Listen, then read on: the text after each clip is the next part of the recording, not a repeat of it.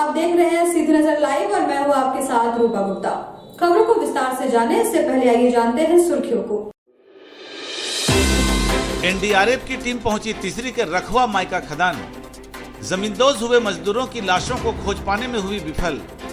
उपायुक्त और आरक्षी अधीक्षक भी मौके पर रहे मौजूद।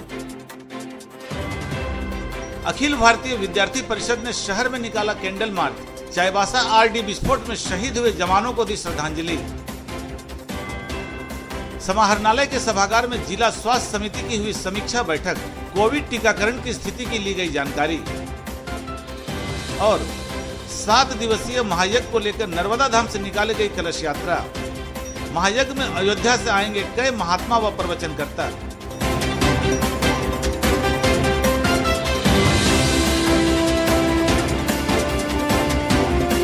और अब खबरें विस्तार से।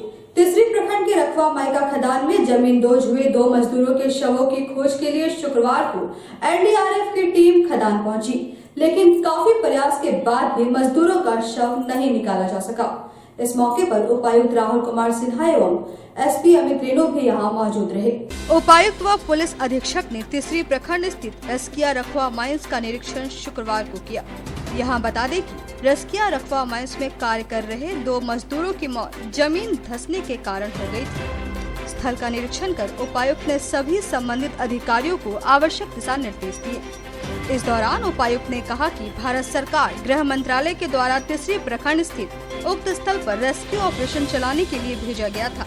शुक्रवार सुबह से लगातार एनडीआरएफ की टीम एवं स्थानीय प्रशासन राहत कार्य में लगी हुई है। जिला प्रशासन के सहयोग से एनडीआरएफ की टीम द्वारा लगातार दिन भर रेस्क्यू ऑपरेशन चलाया गया।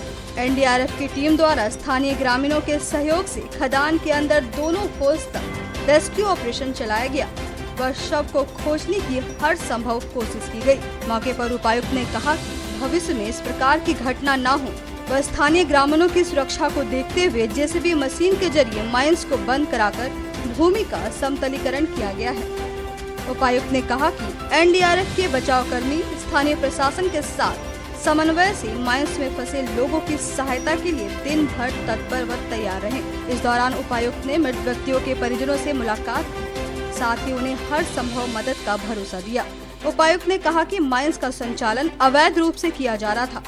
ग्रामीणों की सुरक्षा को देखते हुए इस अवैध रूप से संचालित माइंस को बंद करा दिया गया है। साथ ही अवैध रूप से संचालन कर रहे संचालकों पर कड़ी कार्रवाई की जाएगी। मौके पर पुलिस अधीक्षक, अनुमंडल पदाधिकारी, खोरी महुआ प्रखंड विकास पदाधिकारी तीसरी, एनडीआरएफ की टीम, जिला प्रशासन के पदाधिकारी एवं कर्मी व अन्य संबंधित अधिकारी उपस्थित थे।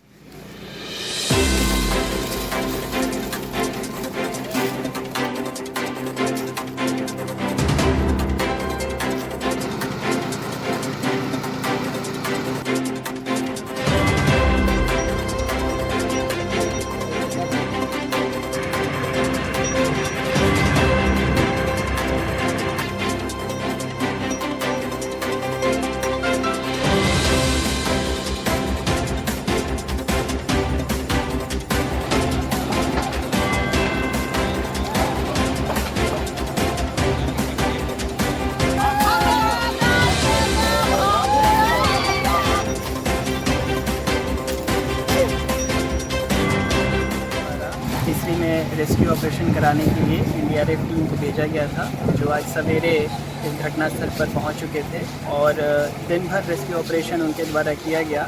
दोनों होल्स में एनडीआरएफ यहाँ के लोकल लोगों के नॉलेज और उनके कॉपरेशन से अंदर प्रवेश करते हुए उन्होंने नीचे पूरी तरह से रेस्क्यू ऑपरेशन संपादित किया है और यह पाया है कि नीचे खास किस्म के पत्थर के नीचे बहुत सारे मिट्टी के दबने की सूचना है और उसके अंदर ही बॉडी फंसी हुई है।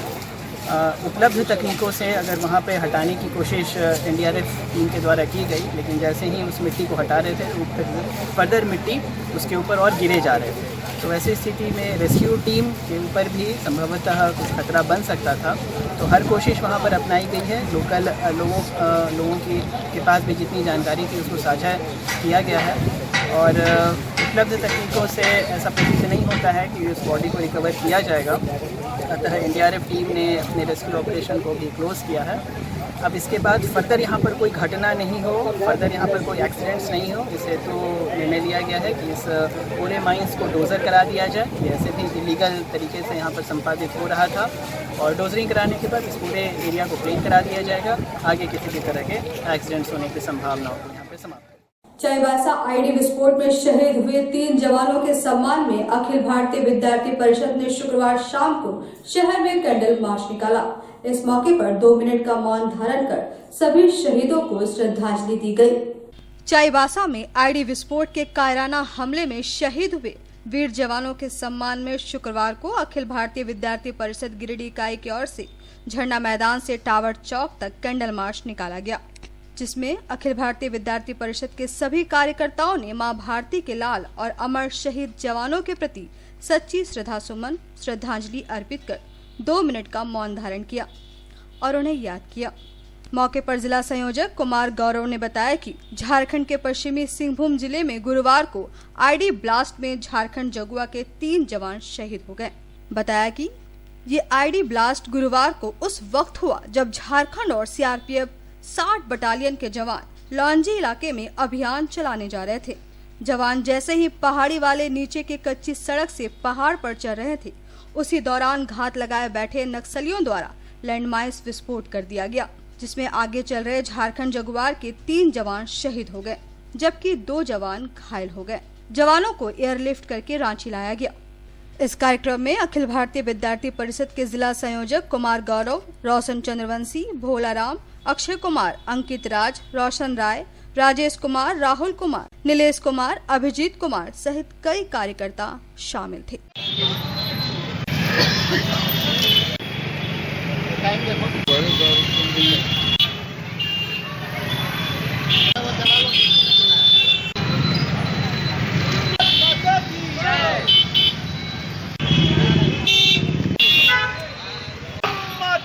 वंदे मातरम, वंदे मातरम।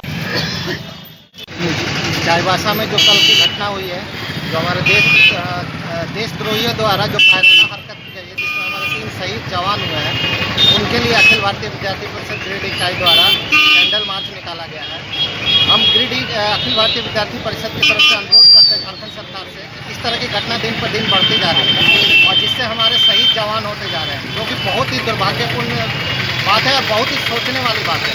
मैं झारखंड सरकार से अनुरोध करता हूँ कि इस तरह के मामलों को रोक लगाई जाए और हमारे शहीदों को, जो शहीद हुए हैं, उनको अच्छे से अच्छे सम्मान दिया जाए और उनकी जान की वैल्यू को रखा जाए और इस तरह के घटनाओं पर रोक लगाई। विभिन्न मांगों को लेकर भाजपा किसान मोर्चा ने अम्बेडकर चौक पर धरना दिया। धरने के बाद महामहिम राज्यपाल के नाम उपायुक्त को एक ज्ञापन सौंपा। किसान विरोधी राज्य सरकार के खिलाफ भारतीय जनता पार्टी किसान मोर्चा के बैनर तले अम्बेडकर चौक पर शुक्रवार को धरना दिया गया। धरना के माध्यम से 3 सूत्री मांगों को लेकर उपायुक्त के माध्यम से राज्यपाल को ज्ञापन सौंपा गया। मौके पर कार्यकर्ताओं ने बताया कि धरना का मुख्य उद्देश्य 3 सूत्री मांगे हैं। इसमें मुख्य रूप से धान क्रय विक्रय में मनमानी, सरकार के द्वारा कृषि आशीर्वाद योजना जो चल रही थी उसे बंद कर दिया गया, जिसे चालू कराने की मांग की गई है। वहीं सरकार गठन के समय सरकार के द्वारा घोषणा की गई थी कि सभी कृषि लोन में कर्ज माफी की जाएगी, लेकिन अभी तक इस पर कोई पहल नहीं की गई है। इन्हीं सब मांगों को लेकर सरकार के खिलाफ धरना दिया गया है। धरना में मुख्य रूप से किसान मोर्चा के जिला अध्यक्ष दिलीप वर्मा, भाजपा जिला अध्यक्ष महादेव दुबे, नुनुलाल मरांडी, चुन्नू कांत, दिनेश यादव, विनय सिंह, सुरेंद्र वर्मन, एजाज अहमद सोनू, नवीन सिन्हा, अनूप सिन्हा, सुभाष सिन्हा, देवनाथ राणा, संजीत सिंह पप्पू, दीपक स्वर्णकार, संजय सिंह, रंजीत राय, रागनी लहरी सहित कई भाजपा कार्यकर्ता उपस्थित थे। करना होगा, सभी किसानों का कर्ज माफ करना होगा। हेमंत सोरेन होश में आओ, हेमंत सोरेन होश में आओ, मोर्चा जिंदाबाद, झारखंड के किसानों का ऋण माफी करना होगा, जिंदाबाद, भारतीय जनता पार्टी जिंदाबाद, हेमंत सरकार होश में, सरकार हाय जुल्म के टक्कर में, जय जवान, झारखंड मुक्ति मोर्चा गठबंधन की सरकार ने यहाँ के किसानों के साथ जो धोखा किया है, उस धोखा को बताने के लिए, स्थानीय लोगों को यह बात बताने के लिए कि किस तरह से इस सरकार ने झारखंड के किसानों को ऋण माफी करना होगा।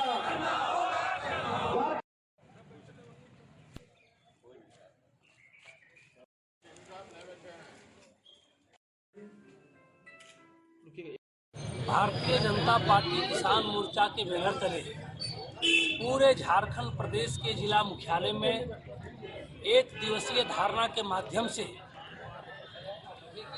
भारतीय जनता पार्टी किसान मोर्चा मांग कर रही है कि किसानों का कर्ज माफ हो, धान क्रय केंद्र में जो गड़बड़ी है, जो बिचौलियागिरी है, उस पर बंद हो।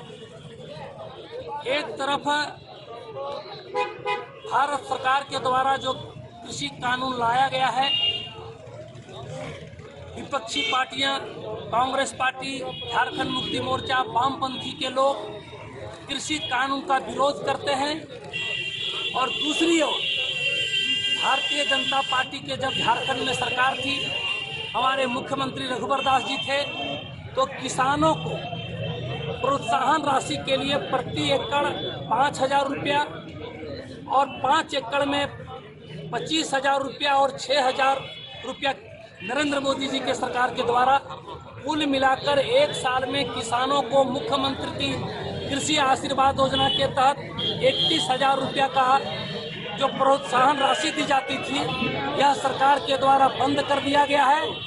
और आज जन कल्याणकारी योजना को लोग विरोध करते हैं। भारतीय जनता पार्टी किसान मोर्चा मांग करती है कि आपने चुनाव के पूर्व में नारा दिया था कि सत्ता में आने के बाद हम किसानों को कर्जा माफ करेंगे। एक भी किसान का कर्जा माफ नहीं हुआ, उल्टे में जो किसानों को जो प्रोत्साहन राशि मुख्यमंत्री कृषि आशीर्वाद योजना के तहत मिल रहा था, उसको भी इन्होंने बंद कर दिया। अमरेली जिले के साथ साथ पूरे राज्य में किसान मोर्चा, भारतीय जनता पार्टी किसान मोर्चा के द्वारा एक दिवसीय धरना रखा गया है। जिस तरह से झारखंड की सरकार प्रत्येक मोर्चे में विफल है, आज देखने में आ रहा है किसी भी योजना को यह सरकार काम नहीं कर पा रही है। उस परिस्थिति में दुखद पहलू यह है, किसान अन्नदाता होते हैं। किसान जब तक आपके पास अन्न नहीं रहेगा, धन की कोई मोल नहीं होती। लेकिन ये सरकार के द्वारा आप देख रहे हैं, आप लोगों के माध्यम से हम लोग भी देख रहे हैं, धान क्रय में भारी अनियमितता हो रही है।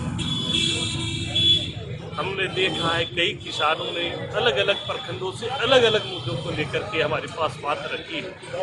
राजधनवार के किसान कहते हैं, एक किसान आए, बोले भाई हमने धान बेचा और धान में 7 किलो प्रति क्विंटल 7 किलो धान काट लिया जाता है, और प्रति क्विंटल 7 किलो जो धान कटता है, वो किलो धान लोगों के बीच में अरे अन्नदाता का अन्न का लूट होगा।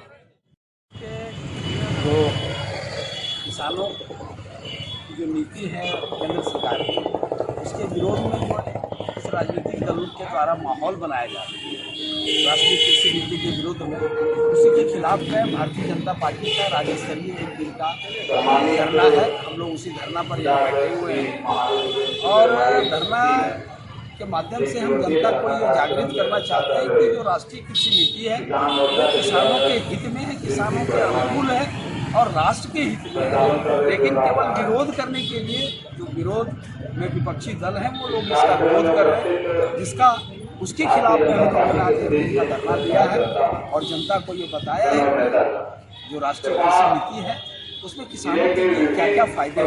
इसके पहले जो सरकारें थी के नेतृत्व में जिला मुख्यालय में धरना का कार्यक्रम हुआ, और जैसा कि भारतीय जनता पार्टी प्रदेश का निर्णय है, किसानों के हित में, झारखंड के किसान हैं, पूर्ववर्ती सरकार किसानों के हित में कई कार्य किए।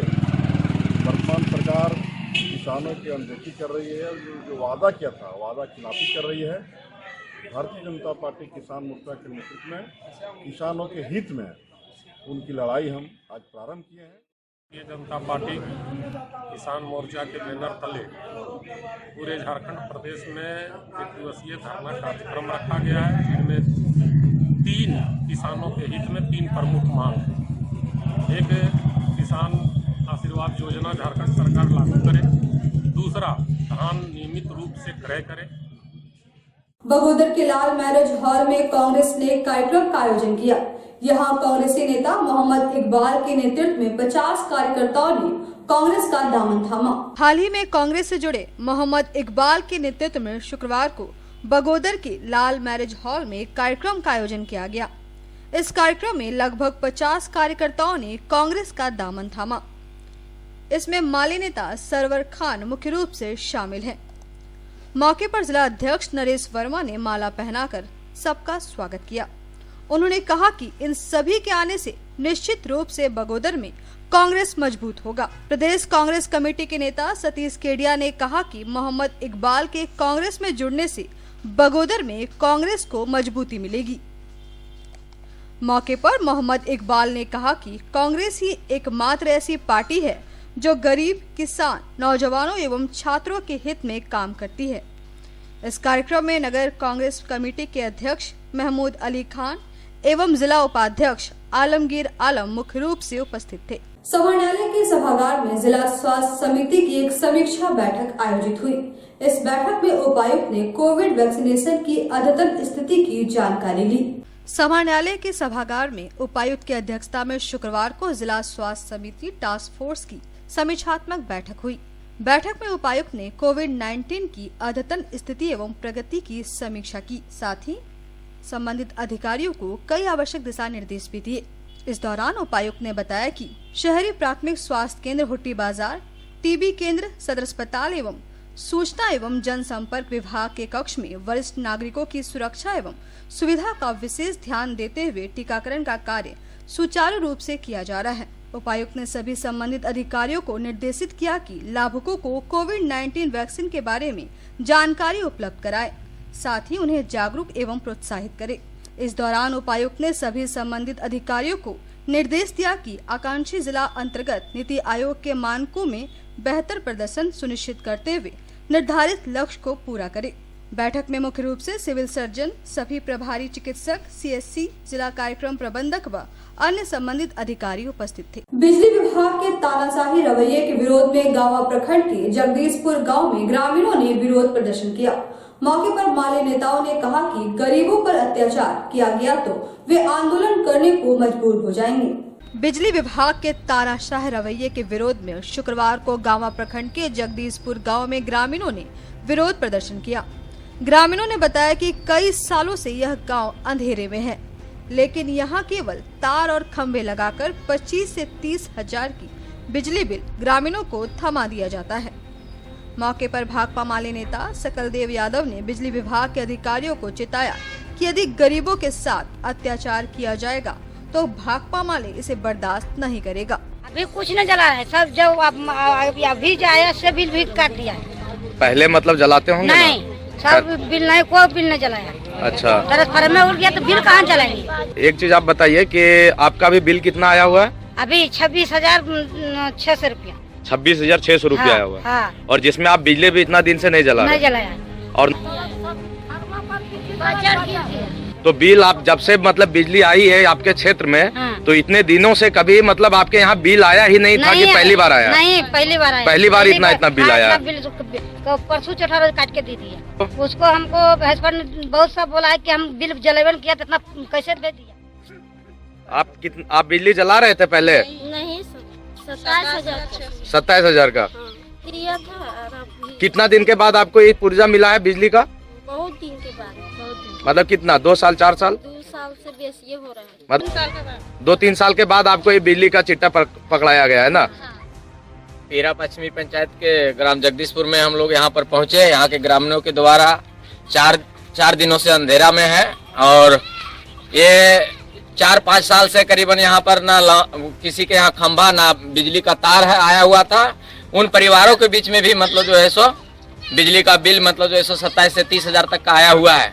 जो लोग जलाए भी नहीं उन लोगों का भी आया हुआ है, और जो लोग छिटपुट मतलब जो सो जलाया गया है और कोई भरा भी है, इस सामूहिक तरीके से जगदीशपुर टोला जो है वो बिजली से वंचित कर दिया गया है। वो रंगदारी रवैया जो अपनाया हुआ है यहाँ का ग्रामीणों का मांग है, और हमारी पार्टी भाकपा माले अविलंब मांग करती है कि ऐसे परिस्थिति में कम से कम सूचना नोटिस ये 4 साल के दौरान में कभी भी मतलब जो बिल लेकर के नहीं आया, और अचानक से 30,000 बिल ला करके मतलब इन लोगों को थमा दिया, बोला अगर नहीं भरिएगा तो ये बिल मतलब जो है सो भरना होगा, न जुर्माने के साथ में आप लोग को गिरफ्तारी भी करेंगे। पचम्मा में होने वाले 7 दिवसीय महायज्ञ को लेकर शुक्रवार को नर्मदा धाम से कलश यात्रा निकाली गई। बताया गया कि महायज्ञ में अयोध्या से आए महात्माओं व प्रवचनकर्ताओं द्वारा यज्ञ को संपन्न कराया जाएगा। पचम्मा में होने वाले 7 दिवसीय महापुराण महायज्ञ को लेकर शुक्रवार को नर्मदा धाम से कलश यात्रा निकाली गई। बताया गया कि 7 दिवसीय श्री श्री 1008 शिव महापुराण सप्ताह महायज्ञ को लेकर कलश यात्रा निकाली गई। बताया गया कि यहां 7 दिनों तक रामलीला, रासलीला, कथावाचन आदि की प्रस्तुति की जाएगी।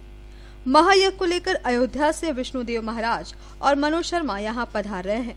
इन दोनों के द्वारा ही यहां महायज्ञ को संपन्न कराया जाएगा।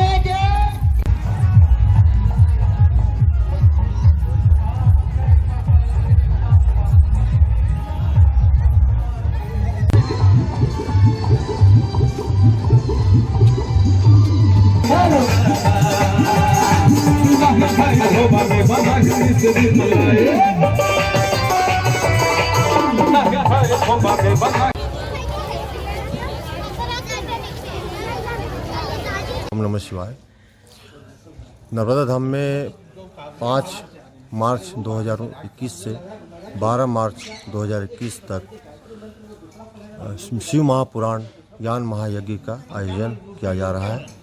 अतः सभी धर्म प्रेमी बंधुओं से प्रार्थना है कि यहाँ आकर नर्मदा धाम में आकर पुण्य के भागी बने।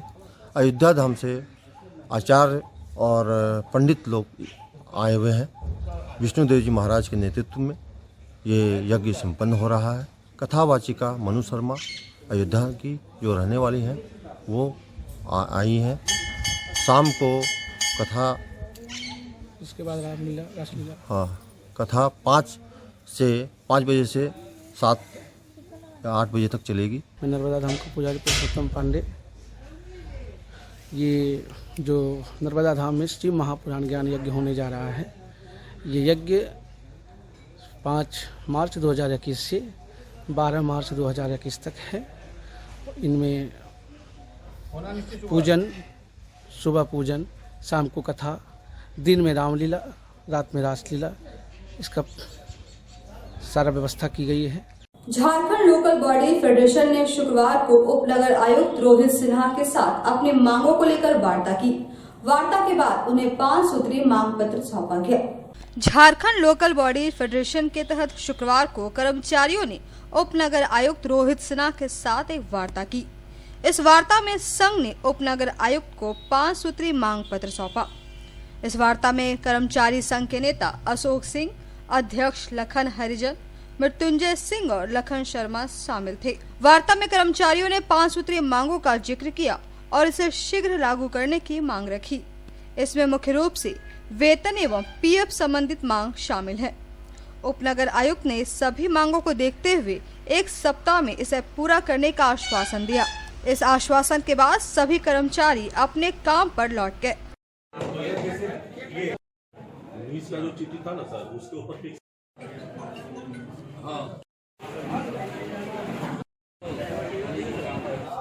संतुष्ट है, हमको ऐसा नहीं लगता है कि हमसे किसी प्रकार का शिकायत नहीं। मेरा अवधि 1 से 1 महीना के आसपास हुआ। इस देखिए, ये ऑल ऑफ सडन ये हड़ताल नहीं इसको कहा जाएगा, इसको वार्ता कहा जाएगा, जो कि हमने उनके समक्ष ही इस बात को कहा। ये बात की पुष्टि वो भी कर देंगे।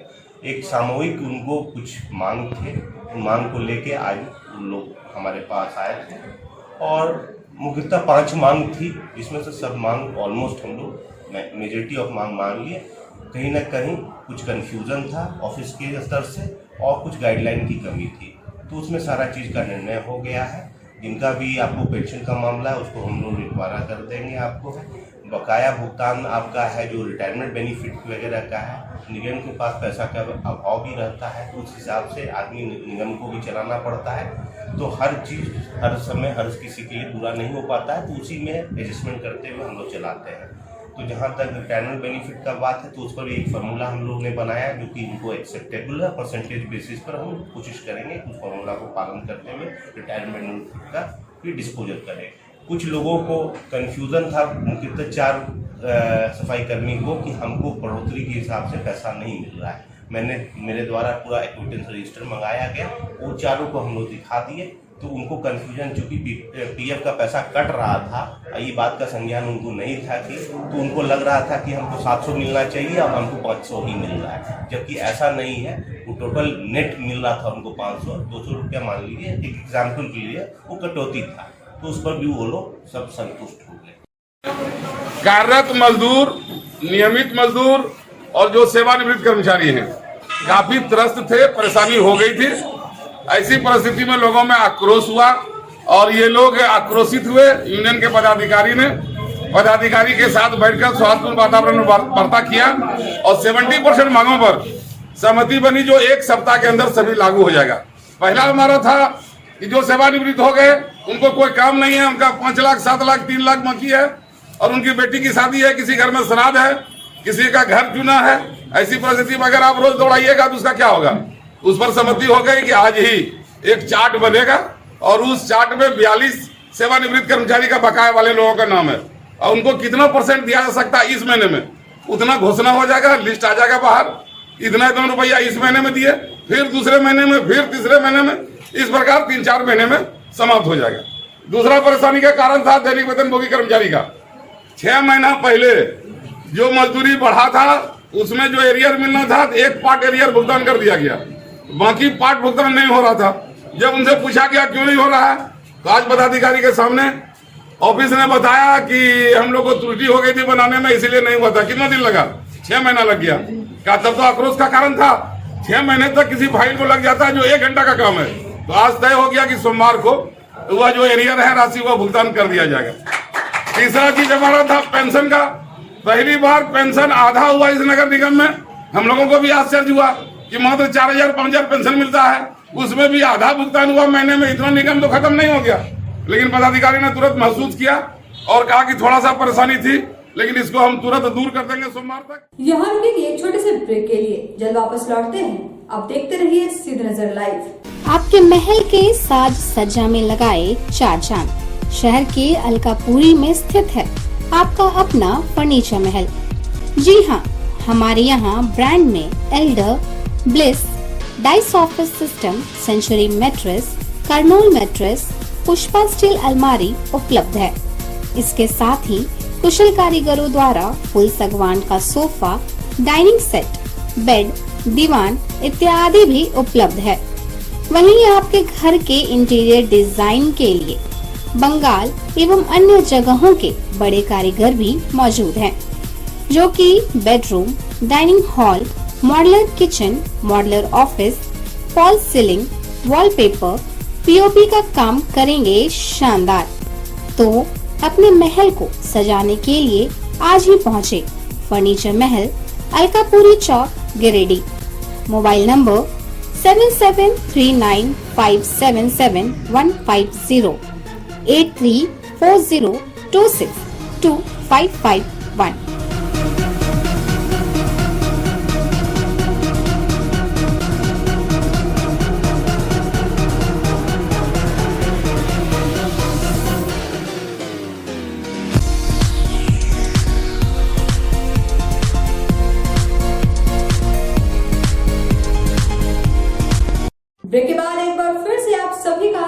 है।